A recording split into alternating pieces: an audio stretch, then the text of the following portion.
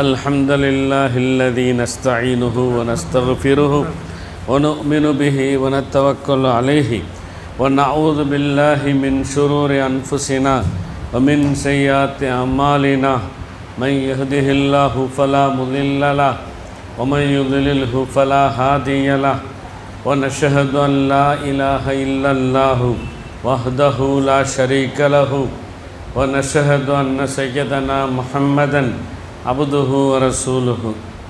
قال الله تعالى في شان حبيبه: أعوذ بالله من الشيطان الرجيم. بسم الله الرحمن الرحيم. إن الله وملائكته يصلون على النبي يا أيها الذين آمنوا صلوا عليه وسلموا تسليما. اللهم صل على سيدنا محمد وعلى آله وصحبه بارك وسلم عليه. قال الله تعالى في كلامه القديم: أعوذ بالله من الشيطان الرجيم. بسم الله الرحمن الرحيم.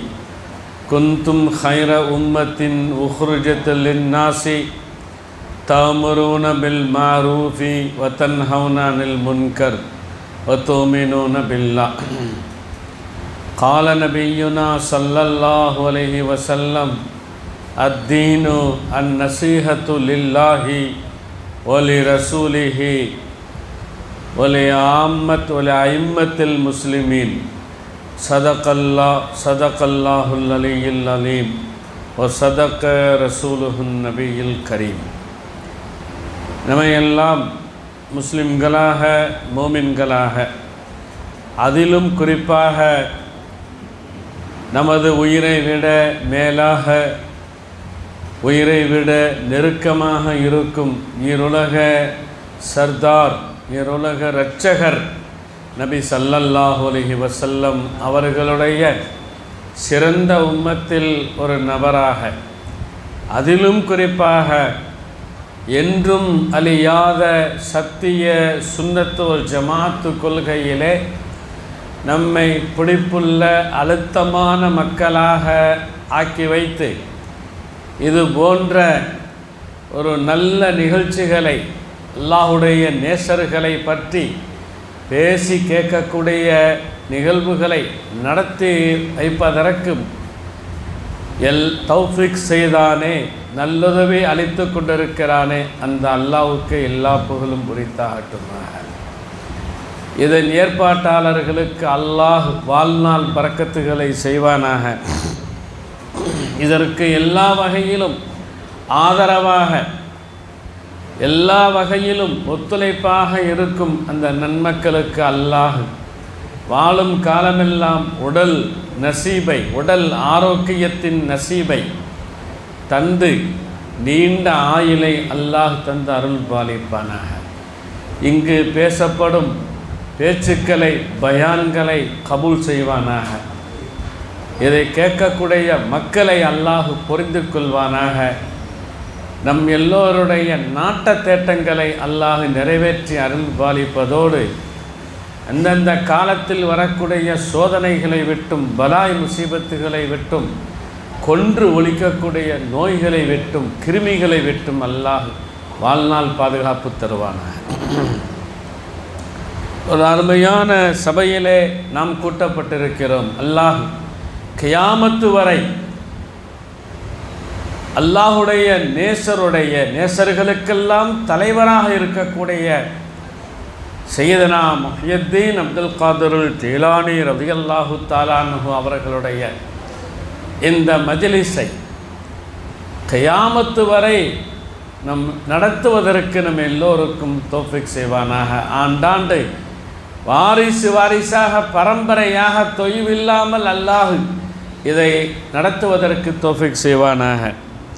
மிகப்பெரிய பாக்கியம் நான் இங்கு வந்திருப்பது, நீங்கள் வந்திருப்பது, இதை நடத்தி கொண்டிருப்பது. அல்லாஹ் தனது அருள்மறையில் சொல்ல வரும் பொழுது, நான் தொடக்கத்தில் ஓதிய வசனம் குந்தும் ஹைர உம்மத்தின், நம்மை பார்த்து அல்லாஹு சொல்லுகிறான், நபியினுடைய சமுதாயமாகிய நம்மை பார்த்து அல்லாஹு சொல்ல வரும் பொழுது, நீங்கள் சிறந்த சமுதாயம் ரப்புல் ஆலமீன். உங்களுக்கு ஈடு இணையான சமுதாயத்தை முன்னரும் பார்க்க முடியாது, பின்னரும் பார்க்க முடியாதுங்கிறான்.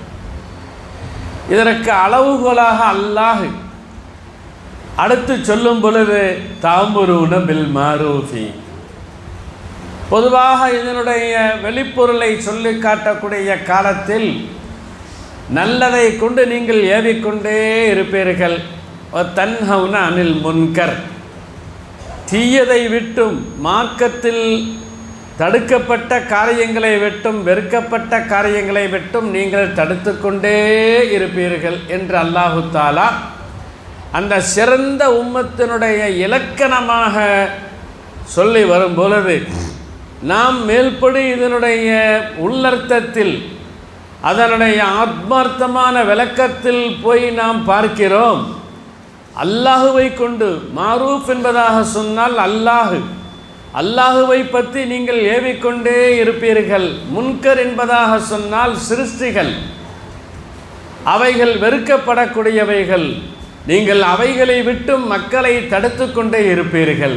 நீங்கள் சிறந்த சமுதாயம் என்பதாக ரப்புல் ஆலமீன் உஹ்ருஜத் லின்னாஸை, மக்களின் நலனுக்காகத்தான் நீங்கள் வெளியாக்கப்பட்டிருக்கிறீர்கள், சொந்த நலனுக்காக வேண்டிய அல்ல.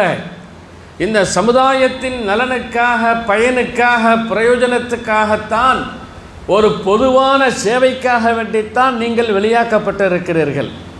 இந்த சமுதாயத்தை குறித்து அல்லாஹு தாலா நபியினுடைய உம்மத்தை பார்த்து சொல்லக்கூடிய வார்த்தை இது. வேற எந்த சமுதாயத்துக்கும் கிடைக்காத இந்த டைட்டில், ஹைர உம்மத்துங்கிற டைட்டில் கிடைத்திருப்பதை இந்த ஆயத்திலிருந்து நாம் பார்த்து கொண்டிருக்கிறோம். இது அல்லாஹ் சொல்லக்கூடிய திருவசனங்களில் ஒன்று. புகாரியிலே பதிவு செய்யப்பட்ட ஒரு ஹதீஸ் என்னவென்றால், அத்தீனு, தீன் என்று சொன்னால் என்னது? ஒரு வரியில் அவர்கள் நாம மார்க்கம் என்பதாக சொல்கிறோம், தொழுகையை மாத்திரம் சொல்கிறோம், ரம்லான் மாதம் வந்தால் நோன்பு வைப்பதை மாத்திரம் சொல்கிறோம். நபி பெருமானார் ஸல்லல்லாஹு அலைஹி வஸல்லம் அவர்களுக்கு தீன் என்பதனுடைய இலக்கணத்தை, அதனுடைய வரையறைவை சொல்லிக் காட்டக்கூடிய காலத்தில் எப்பா அந்நசீஹத்து லில்லாஹி வலி ரசூலிஹி ஒலி ஐம்மத்தில் முஸ்லிமின், இன்னொரு ரிவாயத்திலே ஒலி ஆம்மத்தில் ஹல்கி, அல்லாஹ் ரசூலுக்கு நீ நன்மையை நாட வேண்டும், முஸ்லிம்களில் அதன் தலைவர்களுக்கு நன்மையை நாட வேண்டும், பொதுமக்களுக்கு சிருஷ்டிகளில் பொதுவாக எல்லோருக்கும் நீ நன்மையை நாட வேண்டும். இதுதான் தீன் அப்படிங்கிறாங்க. ஆக நாம் இந்த உலகத்தில் படைக்கப்பட்டது இதற்காக வேண்டித்தான். இந்த விழாவின் நாயகரை பற்றி நாம் சொல்வதாக இருந்தால் சொல்வதற்கும் பேசுவதற்கும் எனக்கு எந்த தகுதியும் இல்லை. இருந்தாலும் அல்லாஹுடைய நாட்டத்தில் இருக்கிறது, நான் பேச வேண்டும் என்பதாக ஒரு சில செய்திகளை தங்களுக்கு மத்தியிலே சொல்லலாம் என்று ஆசைப்பட்டு அழைப்பின் பேரில் வந்திருக்கிறேன். அல்லாஹ் ஏற்றுக்கொள்வானாக.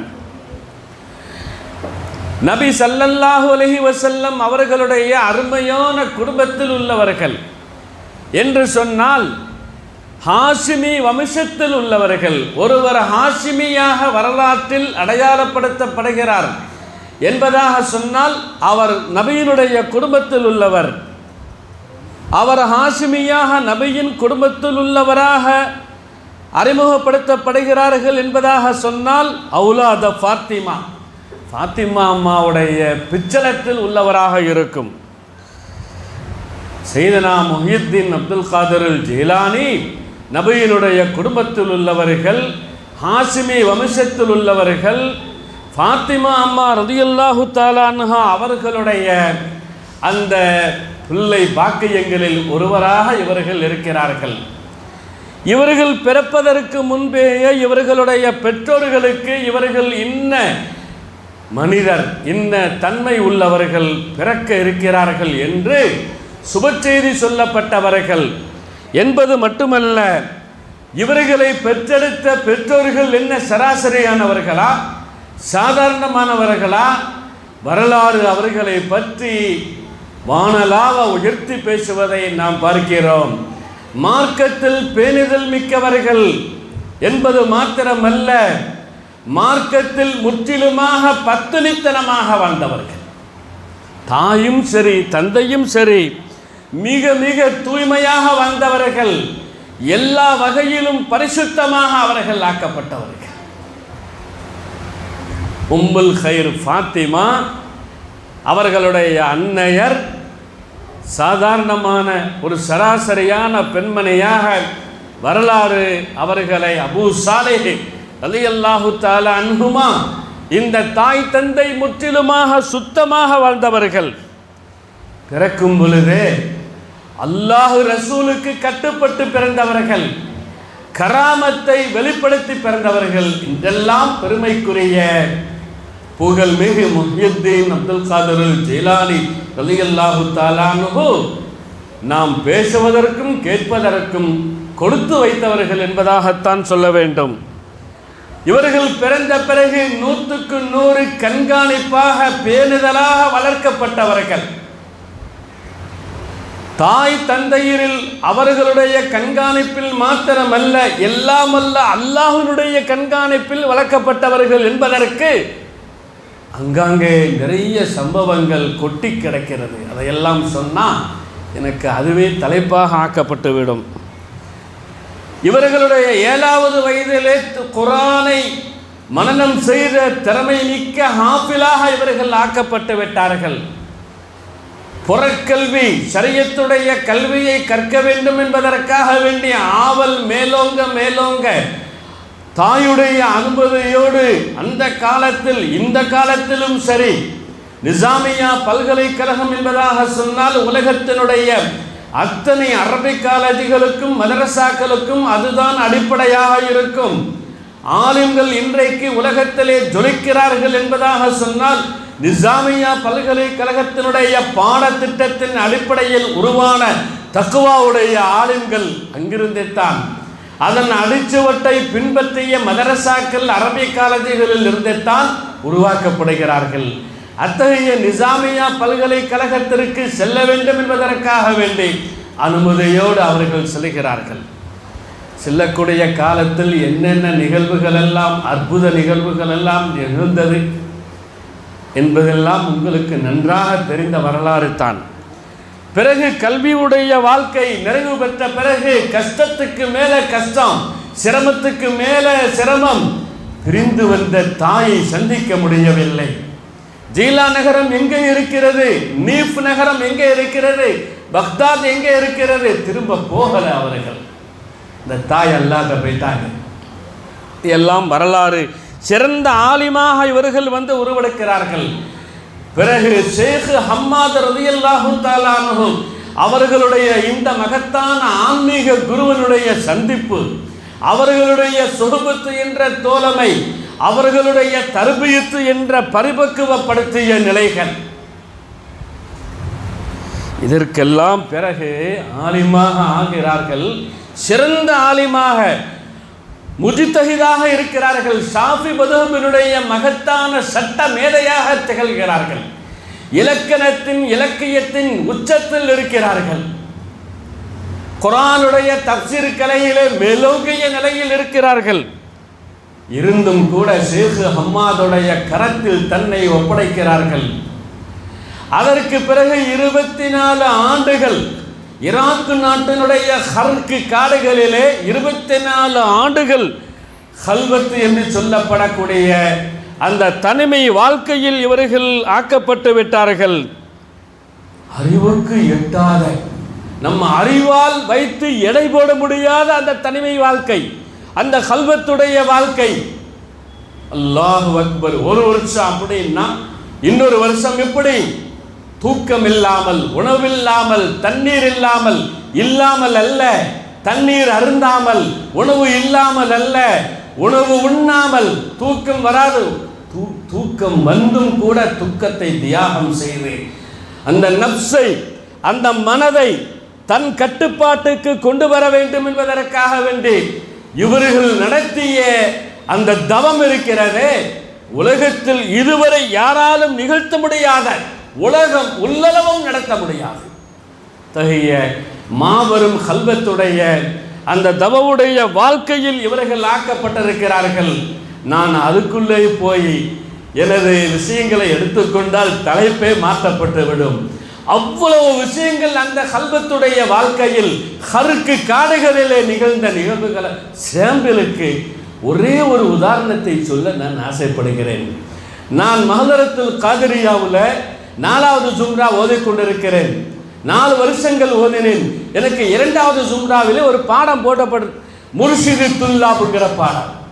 இதை முசன்னிஃப் யார், எழுதியவர்கள் யார் என்பதாக சொன்னால், மலையாளத்தின் மாபெரும் அல்லாஹ்வுடைய நேசர் நாகூர் ஷாஹுல் அமீது நாயகத்தினுடைய காலத்தில் வாழ்ந்தவர்கள்.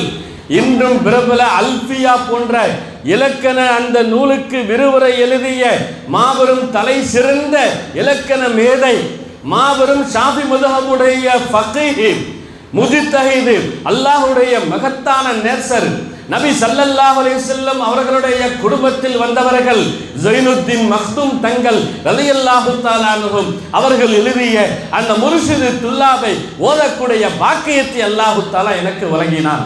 அந்த முர்ஷிது துல்லாபிலே ஒரு வரலாறு சொல்லி காட்டப்படுகிறது. இவர்கள் ஹருக்கு காடுகளுடைய அந்த தவ வாழ்க்கையில் இருக்கும் பொழுது தூக்கம் மிகைக்கிறது.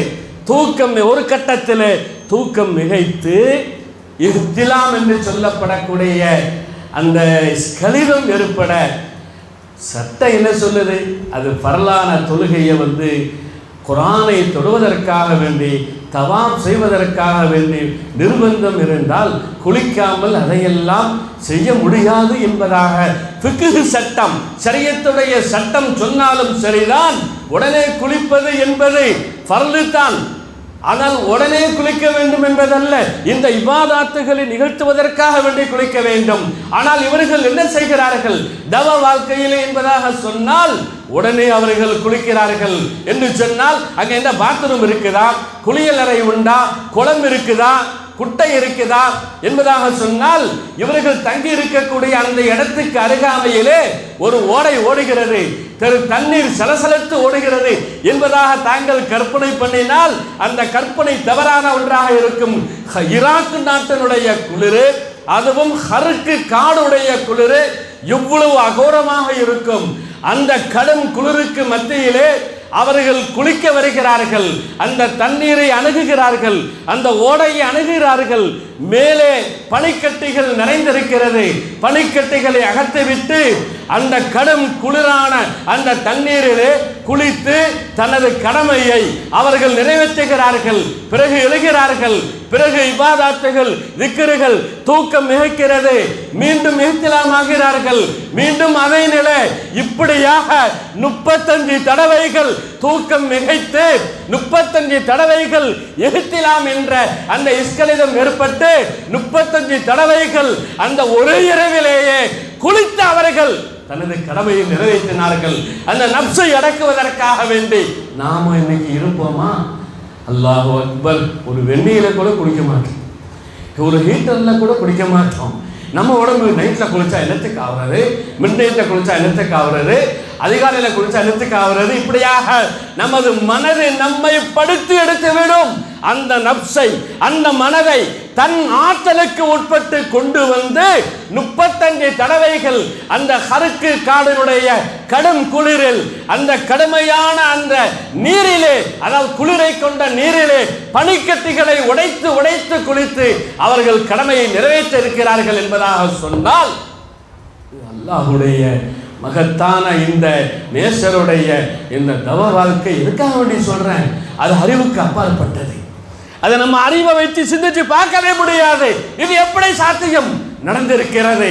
ஆதாரப்பூர்வமாக ஒவ்வொரு சம்பவத்திலும் நாம் இதை பார்த்து கொண்டிருக்கிறோம். இந்த வாழ்க்கையிலே, இந்த தவ வாழ்க்கையிலே, ஹருக்கு காடுடைய வாழ்க்கையிலே அவர்கள் கொண்டிருந்த மேலான விருப்பம் என்னவென்று சொன்னால், தீராத ஆசை என்னவென்று சொன்னால், அந்த இஸ்கு என்னவென்று சொன்னால், நாம இப்படியே அல்லாட்ட போயிடணும். அந்த நினைப்பு தான், நாம இப்படியே அல்லாட்ட போயிடணும், யாருக்கும் நம்மை பற்றி தெரியப்படுத்தி விடக்கூடாது, யாரும், அதாவது யாராலும் நாம் அறியப்பட்டு விடக்கூடாது. அல்லாஹுவாச்சு நானாச்சு, நானாச்சு அல்லாஹுவாச்சு என்பதாக மாற்றி மாற்றி இவர்கள் அல்லாஹ்வே கதை என்பதாக இருந்து இருந்து நாம் இந்த காட்டிலேயே வாழ்க்கையை, துன்யாவுடைய வாழ்க்கையை முடித்து விட வேண்டும் என்பது தான் அவர்களுடைய அளப்பரிய ஆசையாக இருந்தது, விருப்பமாக இருந்தது. இவர்களுடைய ஆசையும் விருப்பமும் இப்படி இருக்க, ஆனால் அல்லாஹ்வுடைய விருப்பம், அல்லாஹ்வுடைய ஆசை வேறு விதமாக இருந்தது. இவர்கள் சராசரி அல்ல, சாதாரண மனித நிலைக்கு உட்பட்டவர்கள் அல்ல.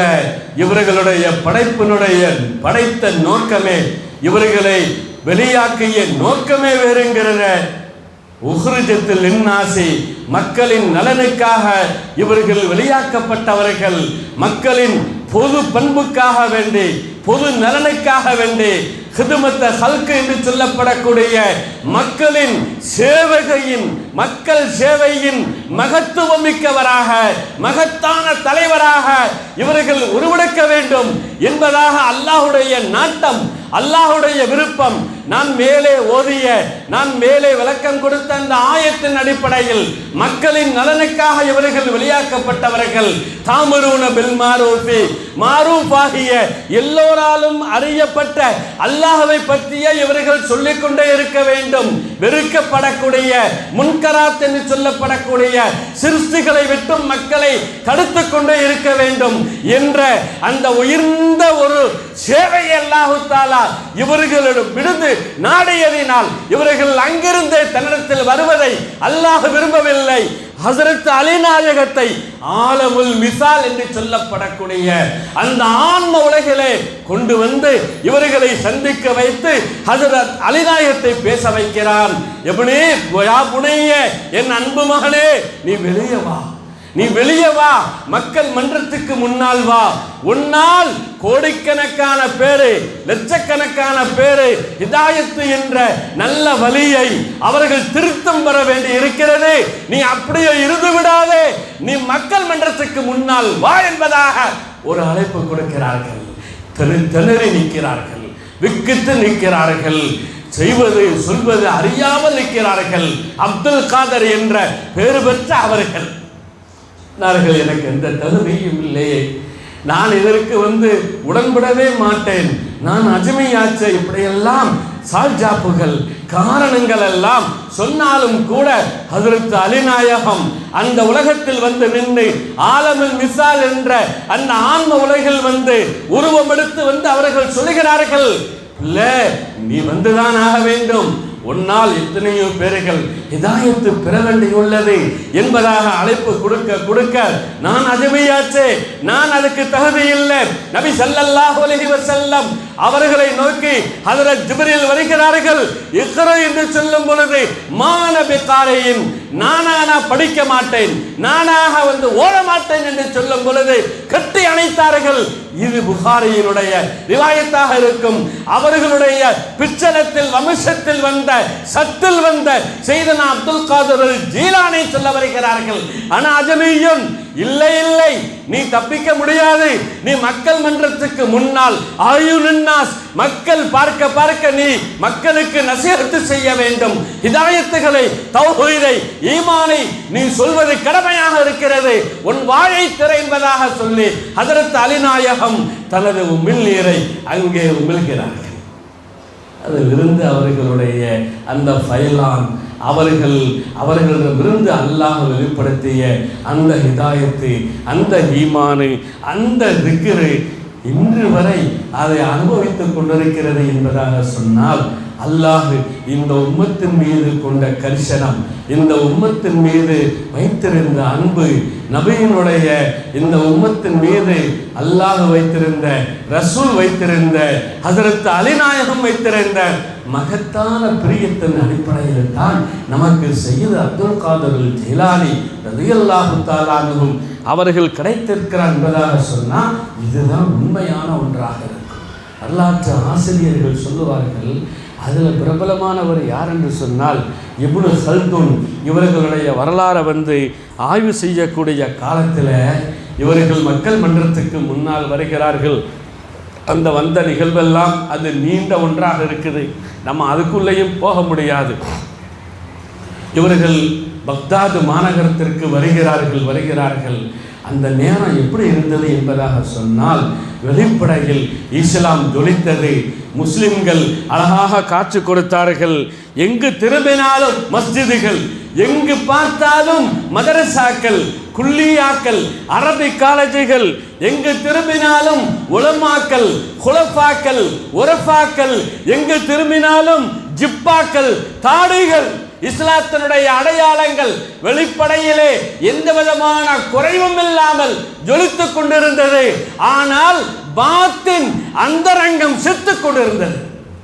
இந்த அந்தரங்கத்திற்கு உயிரூட்ட வேண்டும், அந்தரங்கத்தை தட்டி எழுப்ப வேண்டும் என்பதற்காக வேண்டித்தான் அல்லாஹ் ரசூலுடைய ஹஸரத் அலி நாயகத்துடைய இந்த உம்மத்துக்கு செய்த மிகப்பெரிய கருணையாக இருக்கும். வருகிறார்கள்.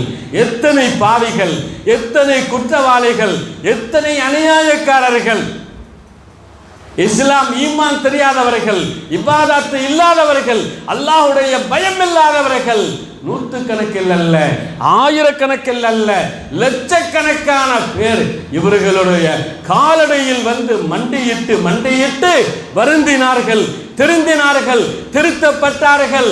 அநியாயங்களே மிகுந்த ஆட்சியாளர்கள் மாற்றப்பட்டார்கள், ஆட்சியாளர்கள் குற்றம் சாட்டப்பட்டார்கள்.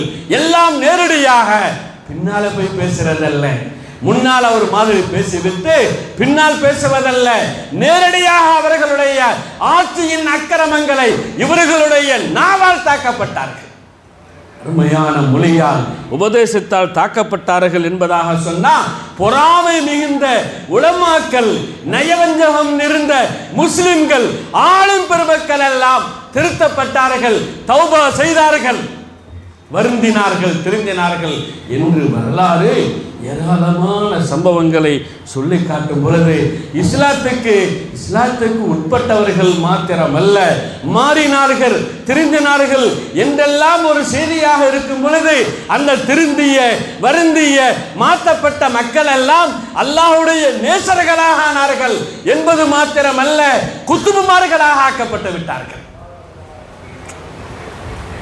இது எங்க போனா அந்த சீர்திருத்தத்தை பார்க்க முடியும்? அதனால தான் வரலாற்று ஆய்வாளர்கள் இன்று வரை சொல்கிறார்கள், இது போல உள்ள சீர்திருத்தவாதிய நபி ஸல்லல்லாஹு அலைஹி வஸல்லம் அவர்கள் சொல்லக்கூடிய ஒரு ஹதீஸ் அபூ ஹுரைரா அவர்கள் அறிவிக்கிறார்கள். இந்த உம்மத்தை சரி செய்வதற்காக வேண்டி ஒவ்வொரு நூற்றாண்டினுடைய தலைப்பகுதியிலே, தொடக்க பகுதியிலே ஒரு முஜத்திதை, இந்த தீனுக்கு புத்துயிர் அளிக்கக்கூடிய, உயிரோட்டம் அளிக்கக்கூடிய ஒரு சீர்திருத்தவாதியை அல்லாஹ் தஆலா அனுப்பிக் கொண்டே இருப்பான் என்ற அடிப்படையில் பார்க்கும் பொழுது, வெளிப்படையில் இஸ்லாம் காத்து கொடுத்தது, அலங்காரமாக இருந்தது, பாத்தின் செத்து கிடந்தது. அப்ப தீன் என்று சொன்னால் பாத்தின் என்பதாகத்தான் அர்த்தம். அந்த தீனுக்கு, தீனின் அந்தரங்கத்திற்கு உயிரோட்டம் கொடுத்தார்கள், அந்த தீனை புதுப்பித்தார்கள் என்பதாக சொன்னால், இது போல உள்ள உயிரோட்டம் கொடுத்த ஒரு சிறு, இன்றைக்கு யார் செய்தாலும் சரிதான், எந்த வலியுல்லா, எந்த குத்துபு, எந்த ஒரு முஜத்திது அந்தந்த நூற்றாண்டினுடைய தொடக்கத்தில் வாழும் காலத்தில் செய்தாலும் சரிதான், அது இவர்களுக்கு பின்னால் தான் இருக்கும். அவர்கள் செய்கிறார்கள் என்பதாக சொன்னா அதன் அடிச்சுவட்டை பின்பற்றி அவர்கள் போன பாதையிலே அவர்களை ரோல் மாடலாக ஆக்கித்தான் செய்ய முடியும். தகைய மகத்தான சீர்திருத்தவாதிய மகத்தான தீனுக்கு இன்று வரை, அதாவது இஸ்லாத்துக்கு அப்பாற்பட்டவர்களும் வந்து நின்னாங்க, வந்து கேட்டார்கள், மனம் மாறினார்கள். ஏனென்று சொன்னால் இவர்களுடைய பேச்சும் மூச்சும் அல்லாஹ், வேற எதை பத்தியும் பேச மாட்டாங்க. அல்லாஹ் அல்லாஹ் அல்லாஹ், லா இலாஹ இல்லல்லாஹ், அல்லாஹ்வின் பக்கம் திருப்பினார்கள் கல்வை. சிருஷ்டிகளின் பக்கம் திரும்பி இருந்த மக்களுடைய அடியார்களுடைய உள்ளத்தை அல்லாஹ்வின் பக்கம் திருப்பிக் கொண்டே இருந்தார்கள். ஒரு கட்டத்தில் ஒரு யூத மதத்தை சார்ந்த ஒரு பாதிரி வர்றான், அகம்பாவத்தோட வர்றான். அதுவும் தான் மட்டும் வரலங்க, எப்படி வரான்னு தெரியுமா? அவன் சாமியார், யூத மத சாமியார். அவன் ஒரு பெரிய ஞானி, நூற்றுக்கணக்கான சீடர்களோட வர்றான். வந்து மடக்குவதற்காக வேண்டி, இவர்கள் தெரிந்து நசீகத்தை கேட்பதற்காக வேண்டி அல்ல, உலக பிரபல்யமாக ஆக்கப்பட்ட சையதுனா முஹியுத்தீன் அப்துல் காதிர் ஜீலானி ரலியல்லாஹு தஆலா அன்ஹு அவர்களை பார்த்து பேசி அவர்களை கேவலப்படுத்தி வாதம் செய்ய வைத்து வாதத்தில் தோற்கடித்து தனது மதிப்பை, தனது ஆன்மீக ஞானத்தை, தனது அந்தஸ்தை நிலைநாட்ட வேண்டும் என்ற அந்த தப்பான அகம்பாவமான அகங்காரமான எண்ணத்தோடு ஆணவத்தோடு வந்து உட்கார்ந்து கொண்டிருக்கிறான். என்ன அப்துல் காதிர், என்ன நீ அல்லாஹ் அல்லாஹ் அல்லாஹ் அல்லாஹ் சொல்லிக்கிட்டே இருக்கிறியாம? ஆமா, பேச்சு மூச்சும் அல்லாஹ் தான். அந்த அல்லாஹ் எப்படிப்பட்டவர் சொல்லு பார்ப்போம் அப்படின்னு சொல்லி சையதுனா முஹியுத்தீன் நாண்டகிட்ட வந்து அகம்பாவத்தோட கேட்கிறான். விளங்குவதற்காக சில பேர் கேள்விகள் கேட்கறது ரெண்டு வகை. உண்மையிலே விளக்கம் தெரியணும், அதன்படிக்கு நான் வாழணும், அதன்படிக்கு அமல் செய்யணும், இபாதத்து செய்யணும். சில பேர் பல்லு பிடிச்சு பார்க்கறது, பரிச்சு, அதாவது பரிச்சை செஞ்சு பார்க்கறது, ஆள் எப்படி இருக்கான்னு பார்ப்போம் அப்படின்னு சொல்லி நல்ல விஷயத்தோட இருக்கிறானா அல்லது வந்து அப்படியே மலுப்புறானா அப்படின்னு சொல்லி என்ன செய்யறது, ஒரு நோட்டம் போடுறது. இந்த ஆள் வந்து மடக்கி தன் பெருமையை நிலைநாட்டணும், இவர்களை கேவலப்படுத்த வேண்டும். அடே, யார்கிட்ட வந்து மோதரணி? அவன் அதை யோசிக்கவே இல்லை. நூற்றுக்கணக்கான சீடர்களோடு அகம்பாவத்தோடு வந்து உட்கார்ந்துருக்கிறான். ஒரு 10 சீடர் கிடைச்சா போதும், நமக்கு 10 மாணவர்கள் கிடைச்சா போதும். நம்ம வரத்து இருக்குது, அட அல்லாவே அல்லாஹ், நம்ம அடிக்கிற தப்பாட்டம் இருக்குத, தற்பெருமை இருக்குத, அந்த அல்லாஹுக்கு தான் வெளிச்சாது. இவன் வந்து அகம்பாவத்தோடு உட்கார்ந்து இந்த கேள்வியை முன்வைக்கிறான். அட, உன் அல்லாஹ் எப்படிப்பட்டவன் என்பதாக சொல்லும் பொழுது சையதுனா முஹியுத்தீன் அப்துல் காதிர் ஜீலானி ரலியல்லாஹு தஆலா அன்ஹு எந்த ஒரு மாற்றமும் இல்லாமல், எந்த ஒரு, அதாவது என்ன சொல்றது, அது அவர்கள் உடலிலேயோ செயல்பாடுகளிலேயோ சொற்களிலேயோ எந்த தடுமாற்றமும் இல்லாமல் அமைதியாக இருந்து பதில் சொல்றாங்க. என் அல்லாஹ் எப்படிப்பட்டவன் சொல்ல வராங்க பாருங்க. குர்ஆனில் இருக்கக்கூடிய அந்த 7 பண்புகள், அல்லாஹ்வை குறித்து வரக்கூடிய அந்த 7 தன்மைகள், 7 திருநாமங்களாக அவர்கள் வெளிப்படுத்துகிறார்கள். என் அல்லாஹ் ஹய்யானவனாக இருக்கும், என்றும் ஹயாத்துள்ளவனாக இருக்கும். என் அல்லாஹ் அலீமாக இருக்கும், என்றும் ஞானமுள்ளவனாக இருக்கும். என் அல்லாஹ் சமியாக இருக்கும், கேட்கும் தன்மை உள்ள. குர்ஆன்ல அல்லாஹ் சொல்றான் இல்லையா, இன்னஹு வஸ்ஸமீஉல் பஸீர் ஹுவல் ஹய்யுல் கய்யூம் இன்னஹு அலா குல்லி ஷைஇன் கதீர் இன்னஹு பிகுல்லி ஷைஇன் அலீம். பசீரன், அவன் பார்க்கும் தன்மை உள்ளவனாக இருக்கும். இப்படியாக ஒன்னையும் அவனுக்கு சொல்லி சொல்லி என் அல்லாஹ் இப்படிப்பட்டவன், என் அல்லாஹ் இப்படிப்பட்டவன் என்று சொல்லும் பொழுது இவன் அமைதியாக கேட்டு இருப்பான். பார்த்தா அங்கதான் ஆரம்பிக்கிறான். நேற்ற தன் புத்திய, தீய புத்திய அங்கதான் ஆரம்பிக்கிறான். இன்னைக்கு நமக்கு வைர எதிரி அவன் தான். என்ன நடந்துட்டு இருக்குது உலகத்தில்ங்கிறதெல்லாம் நான் சொல்லி நீங்க தெரியணுமா? அவன் வர்றான் பாருங்க, கேட்குறான். ஒரு நல்ல எண்ணத்தோடு வரல, கேள்வி முன்வைக்கப்பட்டு விட்டது, பதில் சொல்லப்பட்டு விட்டது, சாந்தமாக சொல்லப்பட்டு விட்டது, நல்ல அழகாக தெளிவாக சுருக்கமாக சொல்லப்பட்டு விட்டது, குர்ஆனை ஆதாரமாக வைத்து சொல்லப்பட்டு விட்டது. கேட்டுட்டு போகணும் இல்லையா? அப்படியா? உன் அல்லாஹ் வந்து ஹயாத்துள்ளவன், உன் அல்லாஹ் பார்க்கும் தன்மை உள்ளவன், உன் அல்லாஹ் கேட்கும் தன்மை உள்ளவன், அப்படித்தானே சொல்ல வர? சரி, இதே நானும் பார்க்கிறவன், நானும் கேட்கிறவன், என் நான் கூட ஹயாத்தாகத்தான் இருக்கிறேன், என் நான் கூட தான் ஞானம் உள்ளவனாக அறிவுள்ளவனாக இருக்கிறேன், நான் கூட தான் குதிரத்து ஆற்றல் உள்ளவனாக இருக்கிறேன். சரி, நான் ஏன் அல்லாவா இருக்கக்கூடாது? அதை அல்லாஹ் நானாக இருக்கலாம்லன்றான். இதுதான் கேள்வி. அடே, நீ யார்கிட்ட வந்து மோதுற? ஒரு பாடகம் படிச்சா பாருங்க, தேவ கூட்டங்கள் சிங்கமெல்லாம் பேரை சொன்னாலே ஓடும்.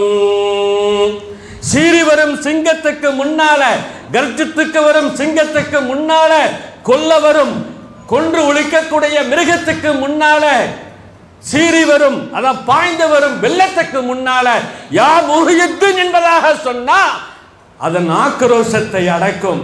அத்தகைய திருநாமம் கொடுக்கப்பட்டவர்கள் முஹியுத்தீன். அந்த முஹியுத்தீனுக்கு முன்னால வந்து நீ உன் அகம்பாவத்தை காட்டுறியா? சையதுனா முஹியுத்தீன் அப்துல் காதிர் ஜீலானி ரலியல்லாஹு தஆலா அன்ஹு அவனை இரக்கத்தோடு பார்க்குறாங்க, அவனை பரிதாபத்தோடு பார்க்குறாங்க. இவ்வளோ அப்பாவியாக இருக்கானே, இவ்வளவு அறியாமை உள்ளவனாக இருக்கிறானே, இவன் வேற குருவான், யூத மதத்தினுடைய குருவான், நூற்றுக்கணக்கான சீடர்களாம். என்ன பார்க்கிற, என்ன பதில்? நீ வணங்கிட்டியா?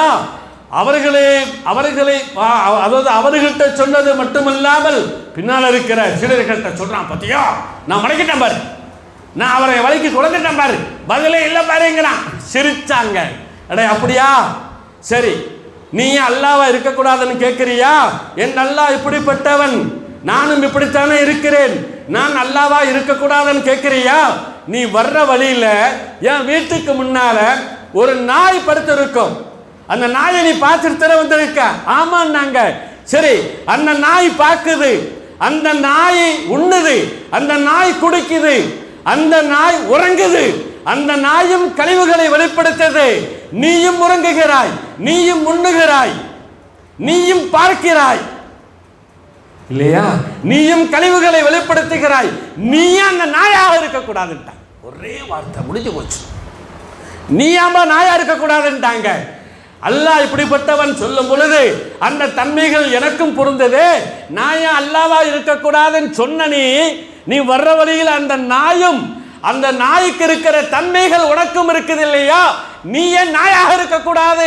சொன்ன மாத்திரத்தில் யார் அவர்கள்? செய்தனா முஹியுத்தீன் அவர்களுடைய திருநாவிலிருந்து வந்ததனால அவன் நாய் மாதிரி குலைக்க ஆரம்பிச்சிட்டான். வல் வல் வல் குலைக்கிறான் நாய். யோதனை குருவா வந்தவன், யூத மதத்தின் சாமியாராக வந்தவன், நூற்றுக்கணக்கான சீடர்களோடு ஆடம்பரத்தோடும் அகம்பாவத்தோடும் வந்தவன் மண்டியிட்டு நின்றான், திக்கித்து நின்றான், திணறி போய் நிற்கிறான், நாய் மாதிரி குலைக்க ஆரம்பிச்சுட்டான். இதை பின்னால உள்ள சீடர்கள் பார்க்கிறாங்க. இவர்களுடைய கரத்தை பிடித்து மன்னிப்பு கேட்கிறாங்க. என் குருவை மன்னிச்சிருங்க, எங்களை மன்னிச்சிருங்க, நாங்க அல்லாஹ்வை கொண்டு ஈமான் கொடுத்தோம் சொல்லி அந்த நூற்றுக்கணக்கான எங்க நாம நாய் மாதிரி ஆயிடுவோம் அவங்க வைத்துட்டாங்க போல தெரியுது. இவர்களுடைய கரத்தை பிடித்து லா இலாஹ இல்லல்லாஹ் திருக்கலிமாவை சொல்லி அத்தனை பேர்களும் இஸ்லாமான பிறகு அவனை மன்னித்து அவனை சரி செய்து அவனை நார்மல் நிலைக்கு, சகஜ நிலைக்கு கொண்டு வந்து அவனுக்கும் கலிமாவை சொல்லிக் கொடுத்து அந்த யூத மத பாதிரியும் அவனது சீடர்களும் இஸ்லாத்தை தழுவி சென்ற வரலாறு இவர்களுக்கு மாத்திரம் சொந்தம். அல்லாஹ்வுடைய மகத்தான நேசர்களுடைய அந்த நாவிலிருந்து என்ன வந்துச்சோ அது நடந்துடும். அவ்வளோதான், சோழி முடிஞ்சு. அதுக்கப்புறம் அதுக்கு எந்த விதமான அது ஒரு கிதாப் பஹ்ஜத்துல் அஸ்ரார்ங்கிற கிதாப்பில் பார்த்தேன். அதாவது மஷ்ரிக்கு நாடுன்னு எழுதுகிறாங்க.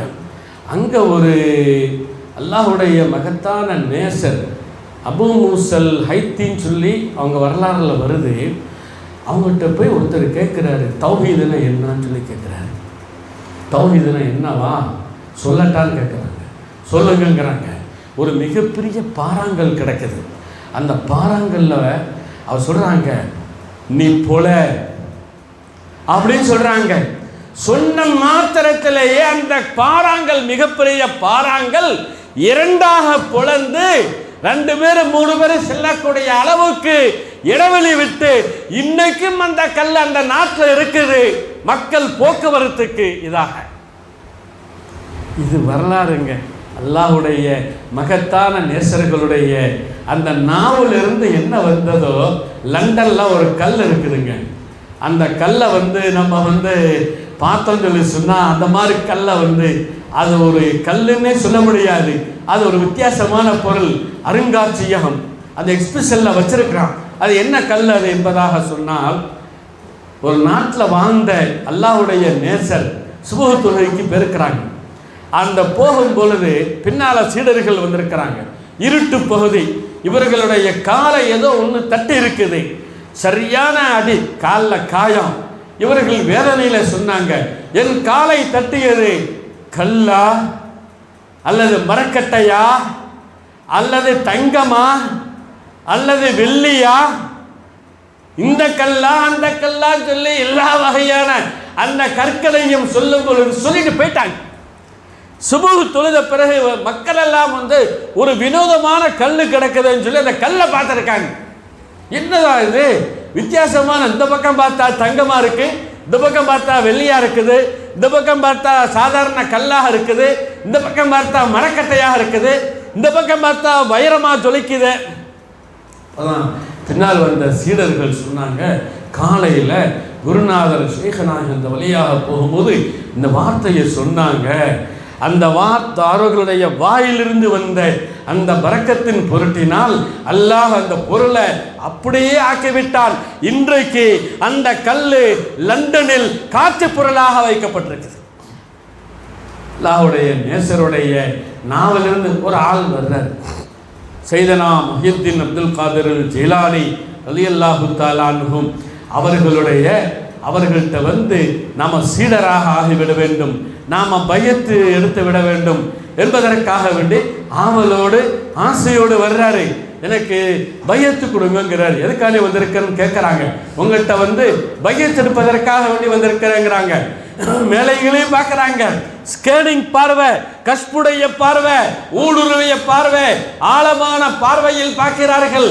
பார்த்து சொன்னார்கள், அதாவது நீ ஹராமை தின்னு, ஹராமான உணவையே நீ உண்டு நீ கொழுத்து போயிருக்கிறார், உனக்கு பையத்து கிடையாது, பையத்து தர வேண்டும் என்பதாக சொன்னால் நீ ஹலாலை தேடி அதை மாத்திரம் உண்டு விட்டு நீ வா, நான் பையத்தை தரேன். அவர் போயிட்டார். சரி, நமக்கு இது கிடைக்காது போல தெரியுது என்பதாக போயிட்டார். செய்தனா முஹியுத்தீன் என்ன ஹராமான உணவு என்ன சாதாரணமானதா? அது என்ன இன்னைக்கு எளிதான ஒன்றாக, அதெல்லாம் அந்த காலத்தில் நடக்காதுங்க, அதெல்லாம் அந்த காலத்தில் வந்து பேசக்கூடாதுங்க. இன்னைக்கு ஹராமான இதை விட்டு நம்ம தப்பிக்க முடியாது. இப்படி நமக்கு நாமே காரணங்களையும் சால்ஜாப்புகளையும் சாக்கு போக்குகளையும் சொல்லிவிட்டு நாம் வாழ்ந்துகிட்டு இருக்கிறோம். சையதனா முஹியுத்தீன் அப்துல் காதிர் ஜிலானி தனது குன்யாவிலே ஒரு ஹதீஸை கொண்டுறாங்க. என்ன ஹதீஸ் என்பதாக சொன்னால், நபி ஸல்லல்லாஹு அலைஹி வஸல்லம் அவர்களுடைய அந்த வார்த்தை, அல் மூமினு, அதாவது அல் முனாஃபிகுல் அக்காஃபுன், நயவஞ்சகம் குடிகொண்டவன், நிஃபாக்குத்தனம் உள்ளவன், ஈமானுக்கும் குஃபருக்கும் மத்தியில் இருக்கக்கூடிய அந்த நயவஞ்சகன் கிடைக்கிற இடத்துல எல்லாம் முழுகிக்கிட்டு இருப்பான். அது ஹராமா ஹலாலா பார்க்க மாட்டான். ஆனால் அல் மோமினு வக்காஃபுன், மோமின் அப்படி அல்ல. ஒரு தன்னிறைவு பெற்ற மோமின் முஸ்லிம் அப்படி இருக்கக்கூடாது, இருக்க மாட்டான். அவன் யோசித்து பார்ப்பான், தயங்கி நிற்பான், தேங்கி நிற்பான். இது ஹலாலா ஹராமா என்பதாக அவனுக்கு தெரியவில்லை என்று சொன்னால் அதை உண்ணாமலே போயிடுவான். அல் முனாஃபிகுல் லக்காஃபுன் அல் மோமினு வக்காஃபுன் என்பதாக ஒரு கட்டத்தில் அவர்கள் சொல்ல வருகிறார்கள். மா தாரிஃபுல் அஹ்வால ஃபலம் தத்தகல்லம் ஃபீஹா மா தாரிஃபுல் ஹக்க, உனக்கு சத்தியம்னா என்னன்னே தெரிய மாட்டேங்குதப்பாங்கிறாங்க. நம்மளை பார்த்து சொல்கிறாங்க. இந்த காலத்தில் பார்த்து சொன்ன வார்த்தை தான் அது. அது இன்னைக்கு பொருந்தும் இல்லையா? மா தாரிஃபுல் ஹக்க, நீ சத்தியத்தை விளங்காமல் இருக்கிறாய், ஹக்காகிய அல்லாஹ்வை நீ விளங்காமல் இருக்கிறாய் என்பதாக சொல்லிவிட்டு, உனக்கு தெரிந்ததெல்லாம் என்ன தெரியுமா?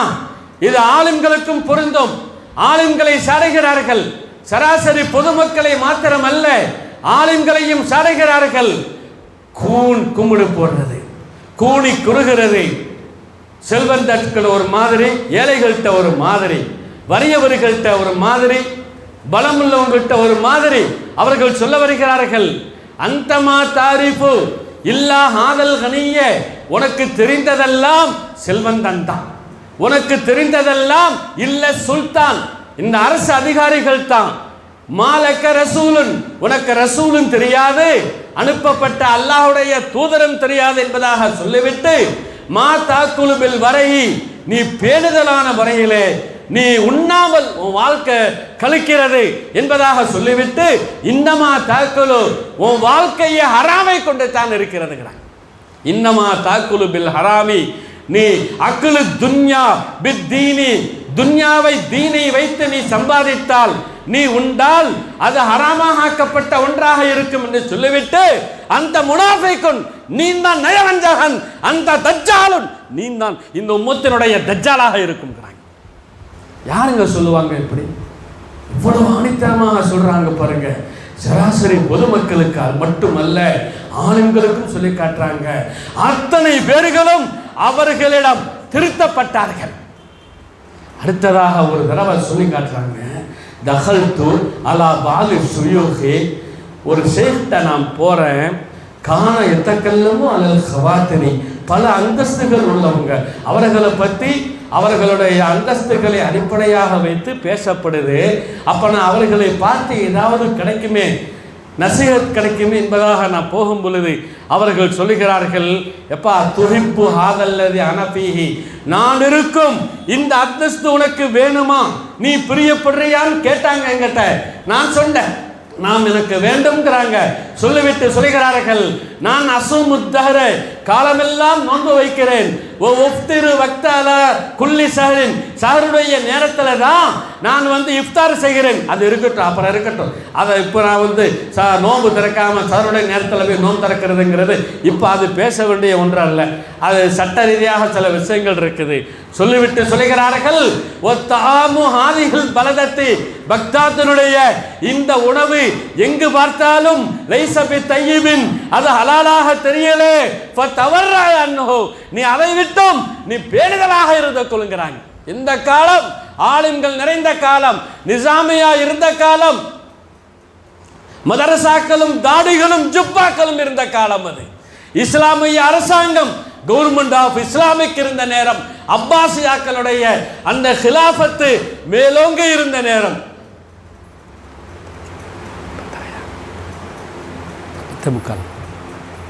பத்தே முக்காலம் சரி. இவ்வளவு நல்லா தான் அந்த முரீதை பயத்து வாங்க வந்த அந்த முரீதை திருப்பி அனுப்பிட்டாங்க. மீண்டும் சொல்லுகிறார்கள், அந்த இதா குந்த இல சலாத்தி, அடே நீ தொழுகைக்கு நின்னால், பேத்த வஸ்தரைத்த, அங்க வைத்து நீ விற்கிறாய், அங்கே வைத்து நீ வாங்குகிறாய் என்பதாக சொல்லிவிட்டு, வாக்கல்த, தொழுகையில் வைத்து உண்பதை நினைக்கிறாய், தொழுகையில் வைத்து குடிப்பதை நினைக்கிறாய், தொழுகையில் வைத்து உன் நிக்காஹை பி கல்பிக்க ஓ வஸ்வசத்திக்க, எல்லாம் கல்பால் தொழுகையில் நடத்தாட்டப்படுகிறது என்பதாக சொன்ன உடனே மக்கள் எல்லாம் ரொம்ப வருத்தப்பட்டாங்க. ரொம்ப ஆதங்கத்தோடு சொல்கிறார்கள், தொழுகையில உன் கல்வை வைத்து இந்த காரியங்கள் தான் நடத்துகிறாய், நீ அல்லாஹ்வுடைய ஞாபகத்தில் இல்லைன்னு சொல்லும்போது அப்ப இதுக்கு என்னதான் தீர்வுங்கிறாங்க.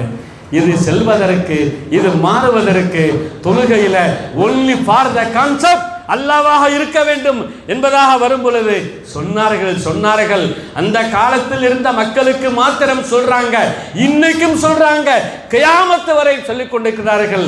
தஸ்பியத்துல் லுக்மத்திக மினல் ஹராமி ஒ சுபஹத்தி, உன் சாப்பிடும் நீ உண்ணும் அந்த கவலங்களை ஹராமை விட்டும், இது ஹராமா ஹலாலா என்று சந்தேகத்தை தரக்கூடிய அந்த நிலைகளை விட்டும் நீ சுத்தமாக வைத்துக்கொள், உன் தொழுகை சரியாக இருக்கும். பிறகு இரண்டாவது மருந்து என்னவென்று சொன்னால் முஜாஹதத்து நப்சு. இப்படியாக சொல்ல வரக்கூடிய காலத்தில் கொஞ்ச நேரம் கொஞ்ச காலம் அப்படியே செல்கிறது. நிறைய சொல்றாங்க, நாம் ஹலால்ல ஹராம்ல பேணுதலாக இல்லை, ஹராமையே உண்டு வாழ்ந்து கொண்டிருக்கிறோம் அப்படிங்கிற அவர்களுடைய அந்த நசீஹத்தை உபதேச ரத்தனங்களை எடுத்துக்கொண்டால் அது சொல்லிக் கொள்வதற்கு எனக்கு இடமும் பத்தா, நான் நேரமும் பத்து, எவ்வளவு தகவல்கள் குவிந்து கிடக்கிறது. இந்த சமுதாயத்தை ஹராமை விட்டும் தூய்மையாக ஆக்க பாடுபட்டவர்கள் அவர்கள். பிறகு கொஞ்ச நாள் கழிச்சு, சில மாதங்கள் கழித்து ஒரு மனிதர் வர்றாரு. ஆள் எப்படி வர்றாரு தெரியுமாங்க? சொல்லி நிறைய படுத்திடுறேன். ஆள் எப்படி வர்றாரு தெரியுமாங்க? மெலிஞ்சு ஒருத்தர் வர்றாரு, சதையெல்லாம் உள்ள போய், கண்ணெல்லாம் உள்ள போய், இன்னைக்கும் நாளைக்குங்கிற மாதிரி வர்றாரு. அதாவது எலும்பு தோலுமா வர்றாரு. அப்படியே கூணி குறுகி போய் நிற்கிறாரு, அழுவுறாரு, சலாம் சொல்றாரு, பதில் சொல்றாங்க. செய்தனா மஹிதீன் அப்துல் காதர் ஜீலானி கேட்கிறாங்க, என்ன கேட்கிறாங்க? நீ யார் பார்க்கிறாங்க? நீ யாரு? ஜி ஹுசூர், என்ன தெரியலையான்னு கேட்கிறாங்க. என்ன தெரியலையா? தெரியலையா உன்ன? சில மாதங்களுக்கு முன்னால நான் பையத்தெடுக்க வந்திருந்தேன், உங்களுடைய முரீதாக ஆக வந்திருந்தேன். நீ ஹராமை தின்னு கொழுத்து வளர்ந்திருக்கிறாய், போ ஹலாலை தேடி வா, பிறகுதான் பையத்து தருவேன் சொல்லி திருப்பி அனுப்புனீங்கல்ல, அந்த மனிதர் தான் நான். நீ அவனாப்பா, நீ என்ன நடந்துச்சு என்பதாக கேட்கும் பொழுது இத்தகைய நாட்கள்ல இவ்வளவு நாட்கள்ல இவ்வளவு மாற்றமா என்ன ஆட்சி நடந்துச்சுன்னு கேட்கும் போது உங்களது சொல்லை தலைமையில் எடுத்துக்கொண்டு நான் பக்தாத் பூரா சுத்தினேன், அலைந்தேன், தேடினேன், முயற்சி எடுத்தேன். எந்த ஹலாலான உணவும் தெரியல. வாரங்கள் கழிந்தது, மாதங்கள் கழிந்தது. நான் இன்று வரை தண்ணியை தவிர வேறு எதுவுமே எனக்கு ஹலாலாக தெரியல. இன்று வரை தண்ணியை மாத்திரமே நான் குடித்து குடித்து என் உடம்பு இப்படி ஆகிவிட்டது. அழுறாரு. அவர் மாத்திரமல்ல, செய்தனா முஹித்தின் ஆண்டகை அழுறாங்க, தேம்பி அழுறாங்க. அந்த காலத்தை நினைத்து அப்புறம் இந்த காலத்தை சொல்லவா வேணும்? அல்லாஹ் காப்பாற்றணும். அவர்களை நமக்கு அல்லாஹு தாலா இன்று வரை நாயிபர் ரசூலாக நபி ஸல்லல்லாஹு அலைஹி வஸல்லம் அவர்களுக்கு பகரமானவர்களாக அவர்களுடைய இடத்தில் இருந்து மகத்தான மக்கள் நல பணிக்காக வேண்டி அவர்கள் அனுப்பப்பட்டார்கள், படைக்கப்பட்டிருக்கிறார்கள் என்பதாக சொன்னால் நம்மை ஹராமை விட்டும் சுத்தமான வாழ்க்கையிலே நாம் வாழ வேண்டும் என்பதற்காக வேண்டித்தான். கராமாத்துகள் எல்லாம் அது ஒரு பக்கம் இருக்குது. அதையெல்லாம் மாத்திரம் நாம் பேசிக்கொண்டிருக்காமல் நம் வாழ்க்கை சுத்தமாக இருக்க வேண்டும். அல்லாஹ் விரும்பியபடி, ரசூல் விரும்பியபடி, இவர்கள் விரும்பியபடி இருக்க வேண்டும் என்பதாக சொன்னால் அந்த ஹலாலான உணவை அல்லாஹ்விடம் கேட்டு கேட்டு நாம் பெறுவோமாக. ஹராமான ரிசுக்கை விட்டும் எல்லாம் வல்ல அல்லாஹ் செய்தலாம் முஹித்தின் அப்துல் காதிர் ஜீலானி ரலியல்லாஹு தஆலா அன்ஹு அவர்களுடைய நசீஹத்து என்ற அந்த வற்றாத அழியாத மகத்தான அந்த நசீஹத்தின் பொருட்டினால் ஹராமை பற்றி ஹலாலை பற்றி எப்படியெல்லாம் நமக்கு உணர்த்தினார்களோ அந்த அடிப்படையிலே நமக்கு வாழும் காலமெல்லாம் நமக்கும் நம்மை ஈன்றெடுத்த பெற்றோர்களுக்கும் நம் சந்ததிகளுக்கும் இந்த முஹல்லா மக்களுக்கும் முஸ்லிமான மக்கள் எங்கெல்லாம் இருக்கிறார்களோ அத்தனை மக்களுக்கும் ஹலாலையே உண்டு வாழ்ந்து மறையக்கூடிய பாக்கியத்தை நம் எல்லோருக்கும் தருவானாக. வாஹிரு தவானா அல்ஹம்துலில்லாஹி ரப்பில் ஆலமீன் என்று துஆ செய்து நிறைவுபடுத்துவதற்கு முன்னால் வாய்ப்பளித்த எல்லாம் வல்ல அல்லாஹ்வுக்கு முதல்கண் நன்றியையும் ஏற்பாட்டாளர்கள் அத்தனை பேர்களுக்கும் எனது மனமுவந்த ஜஸாக்குமுல்லாஹு ஹைரா என்ற துஆவின் வாயிலாக தெரியப்படுத்திக் கொண்டு நிறைவுபடுத்துகிறேன். அஸ்ஸலாமு அலைக்கும் வரஹ்மத்துல்லாஹி வபரகாத்துஹு.